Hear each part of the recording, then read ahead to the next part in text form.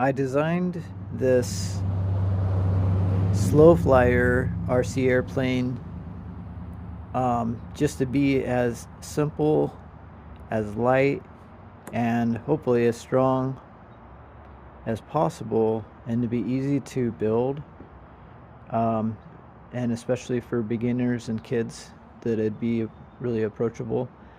And then I just drew this up to a scale of where 2 inches equals 1 foot, because that's what was convenient for a regular sized piece of paper.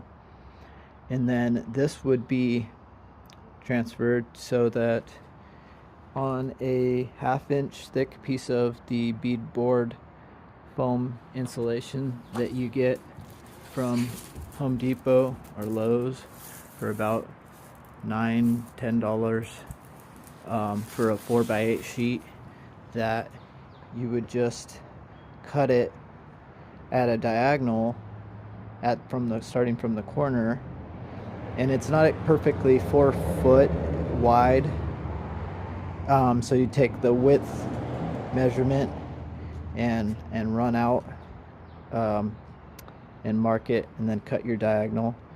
And then this is it'd almost be best to make an X on your sheet if you want, especially if you want to make more than one airplane, which it'll make 4 for this design this way, for your one sheet of foam. And then this is just 6 inches from here to there, and then 1 foot in. Those will be winglets, or actually more kind of cross between winglets and a little, just the ends of the wing are going to be tipped up for dihedral. And that was, this section is 1 foot, and this is 6 inches. And then these will be cut out, and they will become part of the fuselage up here. And then I will add flaps in this area back here. And then this part will be, I don't even know if I'm going to cut it all the way loose. I'm going to fold it up so it's up at about a 45-degree angle.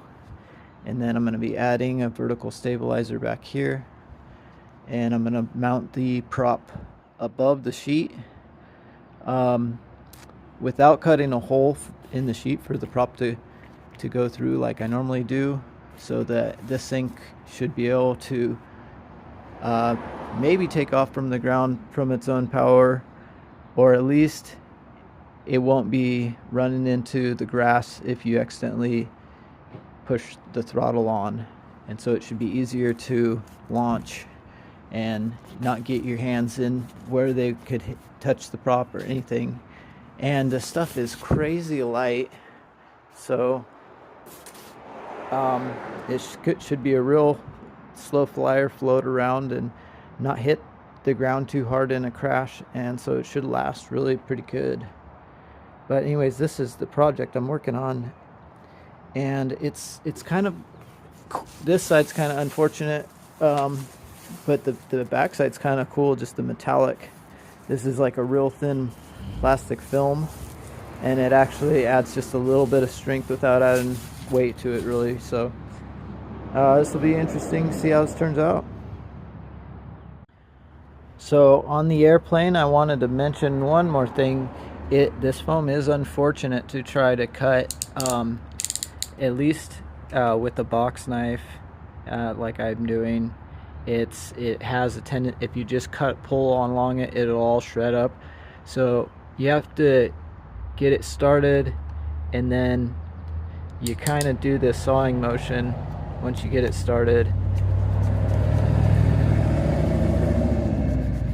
and it kind of breaks the tension on the plastic, and it cuts okay. And then you get that piece folded back and cut the plastic on the other side. It turns out okay. It turned out like this. So I mean, that's not bad. The other side, the opposite side from the side you're cutting, turns a little bit rough. But the other option it's a little bit more involved.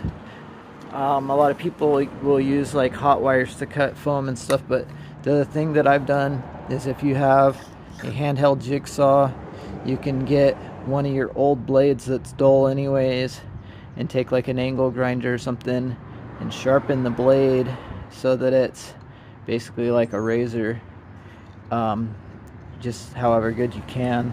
And even if you leave a tiny bit of tooth but sharpen it both ways so it's almost serrated, that's how I had it before. I don't know if I'm gonna go through the trouble to do that again, but once you do that, then you set it up to where you can run this thing. It runs like dead smooth, and then you can do swervy curvy designs and everything, and it's nice. But I was just showing you the technique that I have with the box knife because, you know, it's just simple. There you go. So where these winglets are on the plane,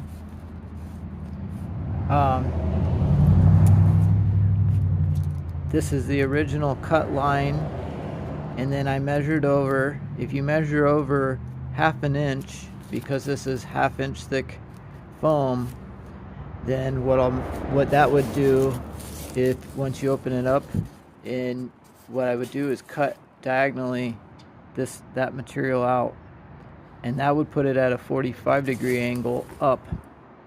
But I want it to lay out just a little bit more obtuse, so I cut it at a little bit less, at 3/8 instead of half. So that's where I put the line. I'm gonna give it a shot at cutting that, and then I'll cut this section out and then fold it back on itself and hot glue it together. So that flap, the winglet, or the tip of the wing actually, where I'm gonna cut that 45-degree little strip out right here, I'll cut a little piece out. And so how I'm gonna do that is it folds all the way back around on itself like this, and then have the blade just like that, saw it through, cut that little strip out.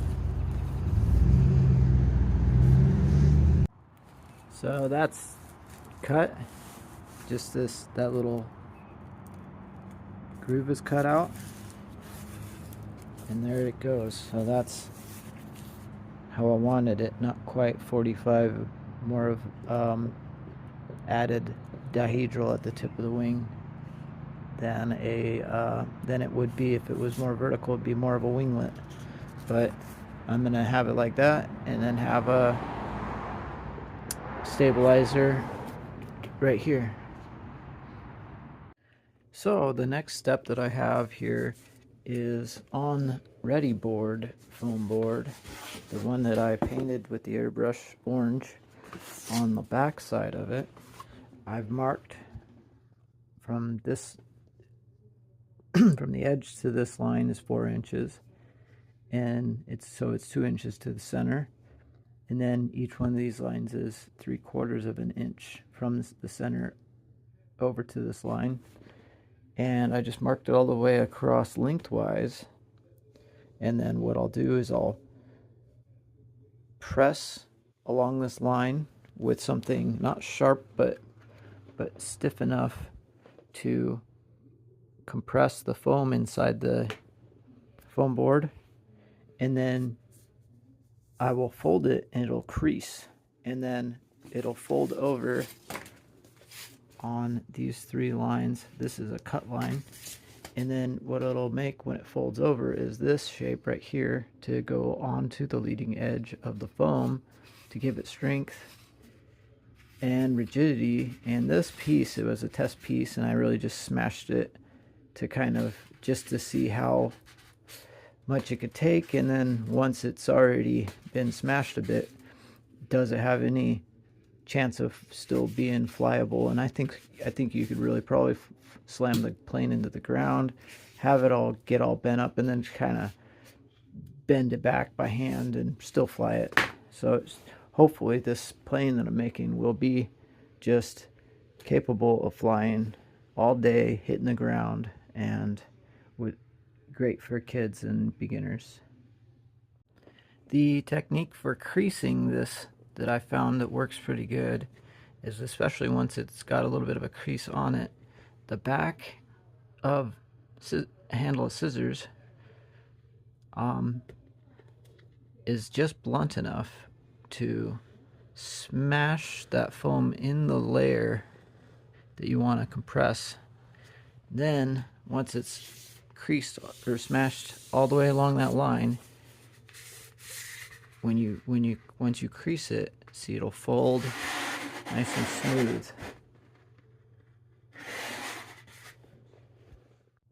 So here are those two leading edge pieces, all folded, creased and folded, and it's not easy to crease these and get them to come out super nice and not wrinkle it, put wrinkles in it going the wrong way.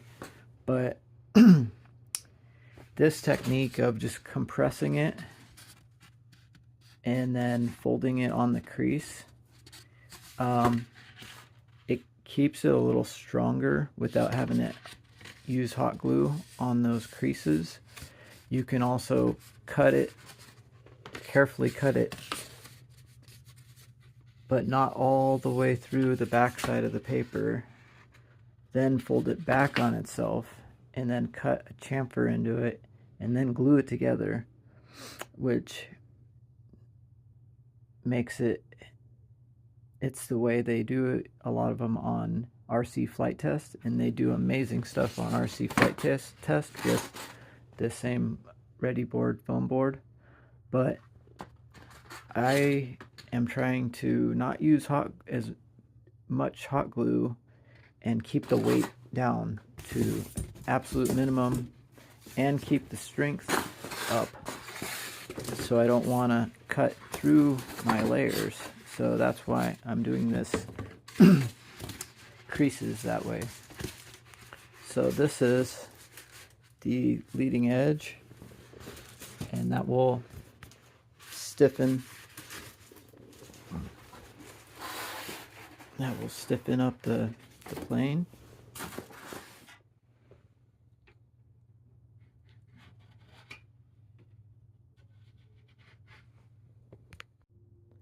So the edges are pretty rough from where it was cut. Some of them are cleaner, but in order to help this edge, the problem with this stuff material is a lot of the strength comes from this thin plastic film that's on the outside of the foam, and we're going to be taping flaps on to the back of the wing like this. And what can happen, I've had happen before, is the flap moves back and forth again and again, and it's ends up being taped only to the surface of the covering on this foam, and this will peel off, and then the whole flap peels off with it. So what I'm doing is I used Scotch tape because it's thinner and it's just wide enough, and I'm trying to save weight by not having extra tape, but I'm taping the edge first. So that's what I'm doing. I got it just barely taped to one side, and then I'll roll it over and tape it all the way around. The other way is when we go to tape this on, what I could have done, and it would have just barely weighed more, is use the wide packing tape, tape it to the top, then flip it over while it'd still be taped down from this side, then tape this whole thing with it flipped over like that. That'll seal it. That'll seal this edge, and the tape will stick to itself right here on the seam, and then it'll have a good hinge. And I would do that, but I'm just trying to save just parts of a gram, really. I just wanted to show what I have for the fuselage here. This was taken from the two pieces that were cut out of this section of the foam insulation, and then I cut a little triangle piece and glued them down. I didn't draw the fuselage fully into the design, and I kind of didn't plan this very well. The main thing that I messed up on, I think it turned out fine, but what I messed up on is I did not draw a line across the back section of this to be able to square it up initially, and I had it glued on, and the hot glue was a little bit still warm, but I was like, oh, it's crooked, and then I had to move it, and it became a problem. But this fuselage ended up about a foot back from where the nose was, not this part of the nose, but the actual nose before that, about a foot from the nose to where the mounting plate of the motor is going to be. And my CG is that from some test glides is this line here, and it looks that it is showing 16 inches from the nose. So once I get the rest of the electronics, I'll do a glide test. I'll just put them on it, tape them down, kind of get an idea of, with that much weight on it, where the CG is. The more weight the plane weighs in total, the faster it will glide stably, and so then the CG will actually be moved slightly forward from where it would be at a slower speed, but always forward. You can account for a little bit nose heavy plane by just giving it a little elevator trim. Tail heavy plane is just crazy to try to fly. So I'm going to do a run through of all the different motors and setups I've done on this plane since I built it. Built it a while ago now, and I've tried quite a few things. It's a very versatile platform that can have anything from little tiny motors and fly real slow to some big monster motors and just rip. So first, one of the goofier things that I tried, which actually worked well, and I almost regret removing it, but it was kind of unnecessary. I put this big huge tail rudder on it for a while and had a little servo right there, and it was just funny. But I had removed that to save weight because I was just going for the lightest that I could get it, so that I could have like a really good glide. But as far as what it takes to fly it, I started off with the cheapest thing you can get, really, is one of these generic motor setups from Amazon. I don't necessarily recommend this, but they do have them in this range. It's a 2212 motor.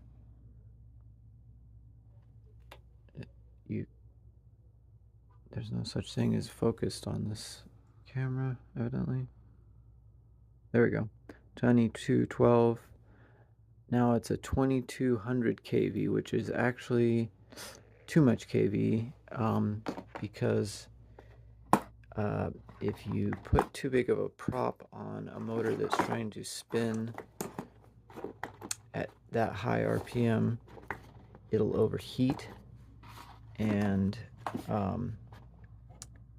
in order to keep the RPMs down, you actually want to use 2-cell or 3-cell batteries. I pretty much have 3-cell and 4-cell batteries. And then I tried this 7-inch by 3.5 prop, and it kind of sucked.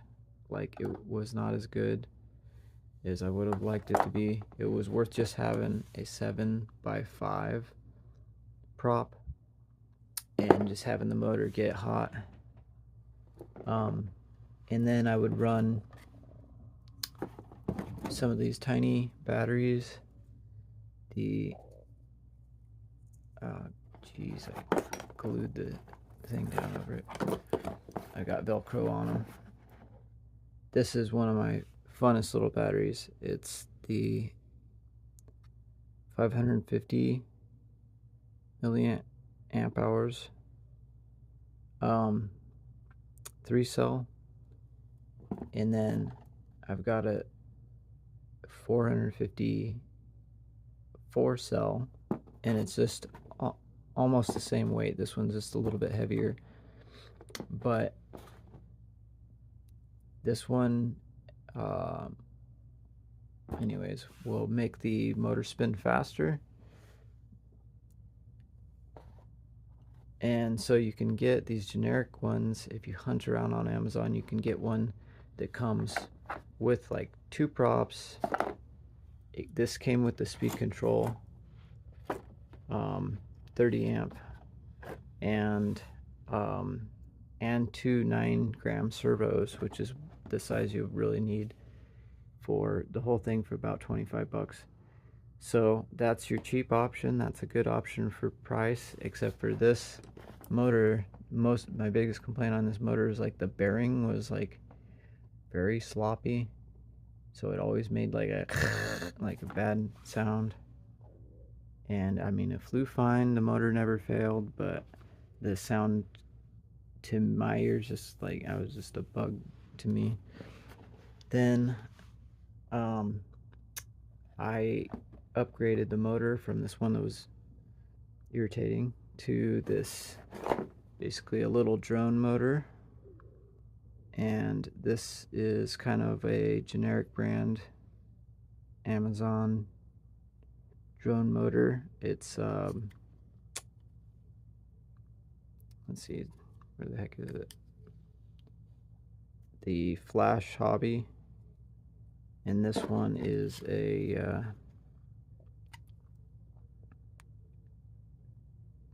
23065, but a 22.7 would be good.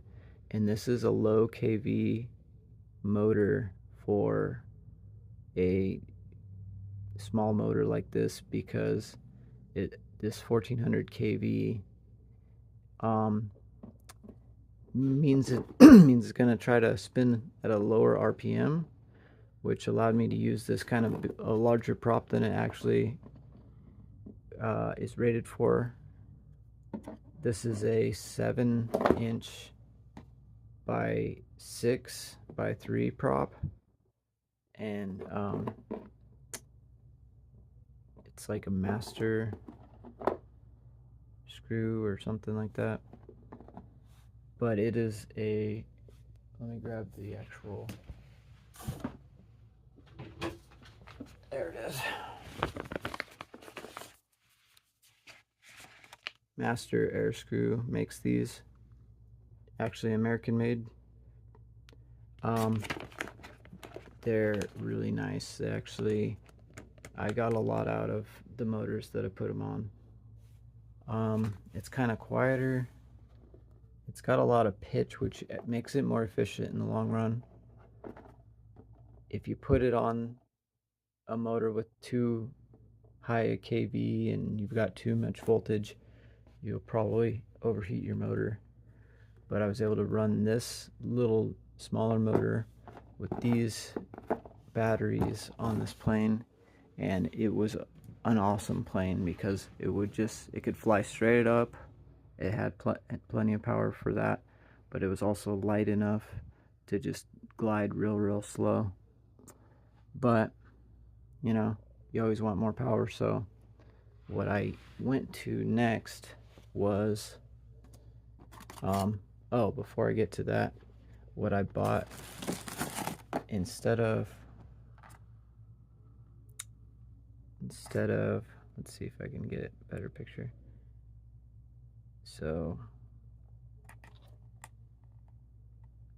I bought this speed control Francie 2. I don't know, it's a weird name, but it's a very small, light speed control for, especially for a 50 amp up to 6 cell speed control, where the one that came with that is heavier, and it is only up to 4 cell and only 30 amp. And I have another 50 amp 6 cell speed control, and it was a little cheaper, and it's just gargantuan and heavy, and it has a big capacitor, and it made like a noise. This is silent and light, and it doesn't even get hot. Like, it barely gets warm with the big motor on it, and so it doesn't really have too much of a heat sink, because it's just efficient enough to not need it. And that means your battery's going to last longer. This was like $35. So I do have one complaint on it, and it's a weird one. Basically, it's preset without having the brake turned on. So when you let off the throttle, the motor prop will catch the air and free spin. And so if you throttle off all the way, the speed control will like disengage from the motor, and then it won't want to engage until it stops free spinning, or there's a term for that, but windmilling. And so then you're like flying it, and you're like, I have no power now because I turned the power off to glide. So I have to like be careful to not throttle down all the way. If it's at like 1% throttle and it's basically not giving it power, it'll still engage and be good, but for whatever reason. And so I've got to try to figure out how to turn on the brake option that these have internally, in order to get it to where when I push the power off, throttle off, this will be stationary, so it won't free spin. Anyways, it's a weird problem I have with this particular speed control. Kind of looking for something that doesn't have weird glitch, but can't really beat it for the price, the weight, the power it does, and the efficiency is pretty amazing. So then I had that paired with this one, and just small batteries, but it ran big batteries also, no problem. And then I went up and got this really high-end RC InPower for a 7-inch prop. So I actually have the correct motor for the props. 2806 size, and then it's a 1750 kV motor, and this thing is rated to 1200 watts of power and a 6 cell batteries. So it's just a monster, and I'm running that still on the same speed control, and it's just within the 50 amp. It's like right on the edge of being potentially going over the 50 amp, but the same prop, 7x6 3-blade prop, and it's so much thrust that it bends the whole motor mount is flexing, the plane is flexing, and I'm gonna have to put a brace underneath the plane because the foam is like flopping. And I never had an issue before, even though it had enough power to fly straight up and everything else, and probably flew maybe 30 miles an hour before. But this thing is overpowering the flaps. Well, maybe it was just because it's bending the fuselage, and the plane will dive down because the thrust is from above the center line of the plane, um, at full throttle on the 6 cell battery. But I just installed that, so I'm working out the glitches on it. Never had an issue with that with this particular plane. In fact, the strange thing is, with the smaller motor, a little bit less thrust, having the motor positioned right there, and you would think it would pitch it down, but it actually draws a vacuum right here in front of the motor and on the front of the wing, and that lifts the front of the plane up. So it actually was pitching up when you gave it throttle, and then it would do the slight high alpha. So you give it a little bit of throttle and it kind of pitch up, and then it would just hang and just climb real slow. Or you just give it a little touch of elevator down, and then it'd really take off for speed. But that was, this is an amazing motor. So there's that. I do recommend that motor. And I think the motor was about 35 bucks through Get, what is it? Get FPV was the dealer that, like, you know, online sold the motor. These things are, I don't even know why the Amazon does not have these kind of motors. They have them through some seller that wants to charge like $120 for the same motor that you can get for like $35, and then it's like 2 months out.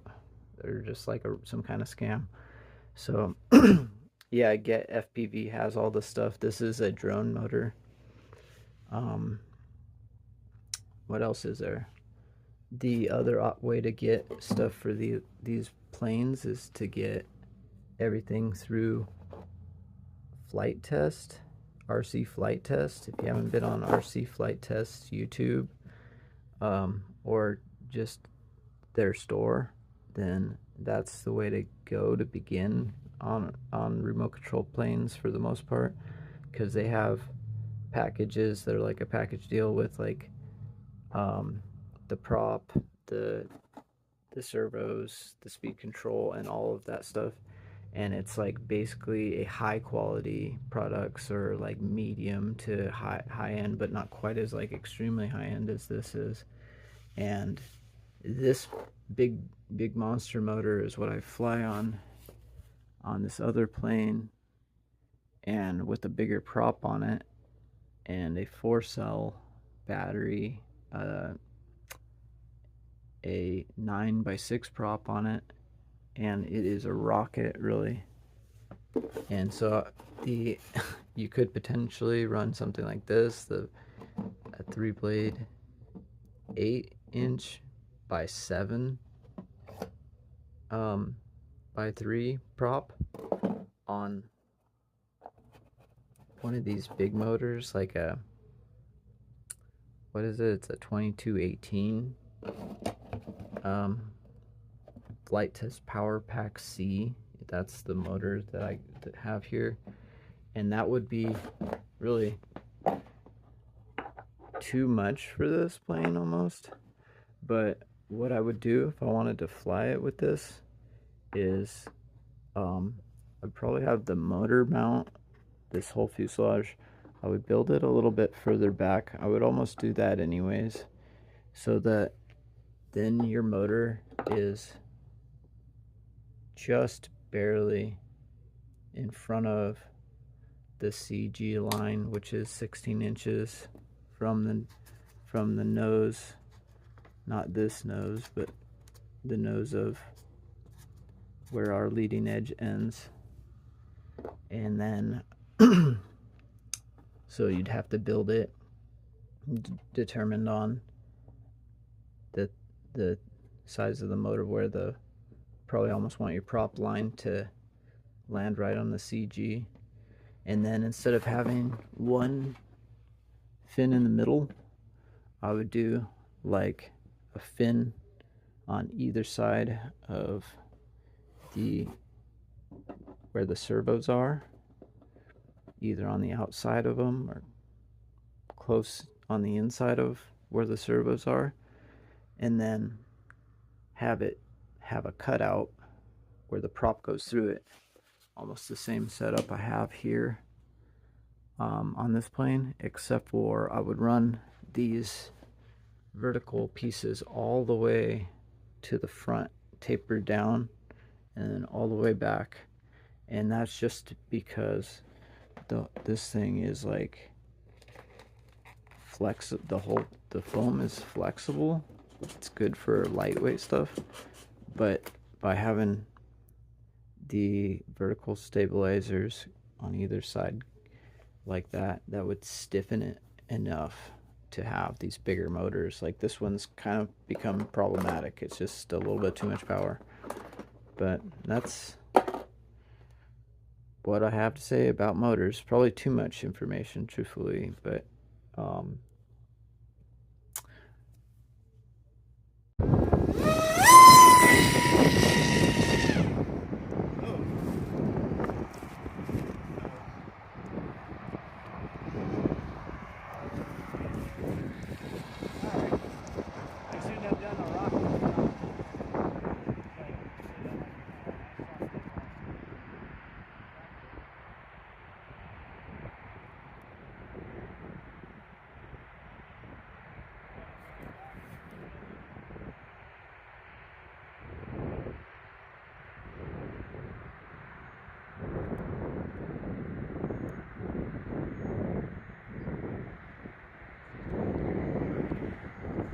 here I am flying it on a really breezy day, and I'm only giving it about 5% throttle, just here and there, just to keep it in one place. And it's really nice how it just floats in one spot.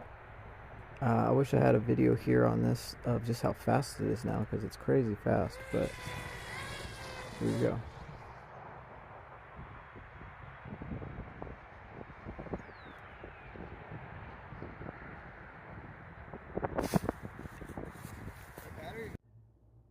A couple more things I didn't mention yet. So the way that I do my motor mounts is I like to wrap the foam board around into some kind of a triangular shape, triangulated in, to brace it. And then I use a plywood platform hot glued on to be able to have something to screw the motor mount onto. And I even had to make my own motor mount on the other motor out of plywood, where the screws ran into the back of the motor, and then through the plywood the other way into this piece of plywood that was hot glued onto the plane. But this is hot glued onto there, and it's just pushing on it, and then this is hot glued down and back and around, so it's pretty secure. You gotta imagine the kind of force that's going to be on it when it crashes into the ground, and hope that your motor's not gonna come flying off and land in the field in that scenario. So that's what I did, and it's worked pretty good. It's like door skin plywood. And then for the servos, for the flaps, I just cut a slot through the 1/2-inch foam and hot glue them in, and they just stick out the bottom slightly. And then on the arms, I get shrink wrap and a bamboo skewer and reinforce the metal servo wires to make them not as flexible. I've done all this mostly because this more powerful motor that I got produces like 5.5 pounds of thrust. And I guess I could do the calculation on what the speed of the air coming out of it is, but anyways, it's fast enough that it had the whole flap fluttering like a flag being behind your car or something. And then so what I did is, this is heat shrink tubing holding it onto the wire, and then I taped on clear plastic underneath the control horn. And then I used the better control horns that have screws that actually go through and through into the back side. And I got the same thing on both sides. And then the other thing that I did is some of this strapping tape with the fiberglass reinforcement running all the way along it.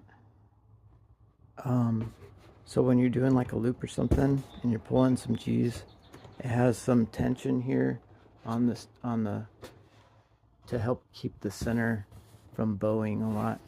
And then I had to add in this piece. You should put it in anyways, so they have something to hold on to so I could throw it more normal. But to keep the center of the wing right here in the middle from flexing with this more powerful motor on it. And then that's pretty much it. I actually, when I put this piece on, I actually cut it so that the front part of it has maybe a quarter, just over 1/8 of an inch of like lift. So it's not flat, it's just slightly curved up, so the nose points up imperceptibly almost, but you wouldn't want it concave the other way, because then you'd have to tip your flaps up a lot to counter it, and overall just makes it more inefficient. It's better to have the nose up, working like an elevator control surface in the front tipping up, and then you could almost have your flaps in the back be flat, which acts to almost extend the wing further back and you get more wing area. And then I just have a piece of foam velcroed. Inside here there's Velcro. I got the batteries. I'll just Velcro them to the bottom. And this has got Velcro back here and then right here. And the big motor did start to overheat the speed control with it in there enclosed. So the last time I flew it, I kind of put it like that and got the wire tucked in and kept the speed control out in the air to cool. And that, it didn't get hot then, but it just, I wish there was a way to have it, you know, look nice and also not get hot. The other thing was, oh, just the larger batteries. I could pretty much put them all the way to the very, very back of the compartment in there. And I can put a, probably the biggest battery I'd put was a 4-cell 1300, but I like the small, like a 4-cell 650, and there's a tiny battery I put to the front, but for the most part I put them all back here, and just, it's actually a really forgiving plane on the center of gravity, but I've pretty much always had the center of gravity just above or forward of this line that's 16 inches back from where the nose would be if the leading edge came to where the leading edge ends, right here, 16 inches back. I said that like 10 times in this video, but that's kind of the starting point for any plane, is figuring out the center of gravity. So there you are.